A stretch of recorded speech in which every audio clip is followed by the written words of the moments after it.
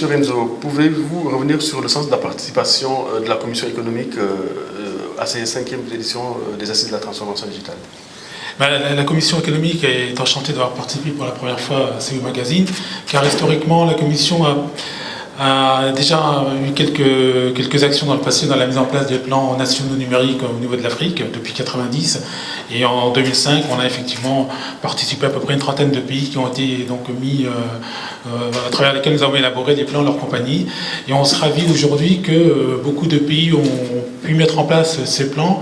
Et on voit très bien que le monde du digital, puisqu'aujourd'hui on parle de la transformation digitale, que l'on considère pour nous comme la 4e révolution industrielle, qui passe avant tout par une révolution d'un modèle économique, un modèle traditionnel. Et on voit bien que le continent, il est content que le continent aujourd'hui en prenne conscience pour cette fois-ci être non pas leadership, mais qu'il ne fasse pas les mêmes erreurs qu'il a déjà faites dans le passé. Très bien. Et dans ce cadre-là, il y a des mutualisations à faire en termes de mise en place de solutions. Vous êtes basé au Cameroun, j'imagine. D'autres projets en Afrique centrale ou en Afrique de l'Ouest. Comment faites-vous pour organiser ces rencontres entre pays pour mutualiser ces expériences? Alors, nous organisons un certain nombre d'ateliers sur des thématiques différentes, avec les différentes sous-régions, puisque nous avons 5 sous-régions. La Commission couvre 5 sous-régions, notamment l'Afrique centrale à laquelle je participe, et d'autres de mes collègues font le même travail dans d'autres sous-régions. Alors, en ce qui concerne ma sous-région, donc on est présent dans les milieux, si je veux dire, décisionnaires, comme les commissions économiques et sous-régionales, et puis il y a un certain nombre de gouvernements qui nous sollicitent.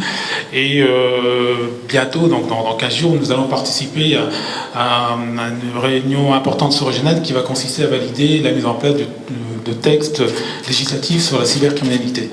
Donc, à travers nos actions de conseil, c'est comme ça qu'on accompagne le développement du continent dans cette transformation numérique. Et ces mêmes actions sont portées à travers d'autres sous-régions. Quel commentaire faites-vous de ces 5e éditions des Assises de la transformation digitale? Je me réjouis en voyant le parterre très intéressant de professionnels qui a participé aux assises, on peut constater qu'effectivement l'Afrique est une terre j'allais dire, l'expression est de promesses, mais également de business. Et on voit tout de suite qu'il y a beaucoup de choses à faire. Et on voit que c'est un continent qui est en pleine mutation dans ce domaine. Et donc on se réjouit car, comme je le disais, cette transformation digitale va certainement contribuer à l'augmentation du PIB en termes de création de valeur ajoutée, d'emploi, et surtout également de mutation, de transformation, de mutation du continent vers des ressources qui sont un peu différentes que des ressources extractives qui aujourd'hui constituent pas mal de pourcentage du PIB dans les différents pays. Merci M. Renzo. Merci bien.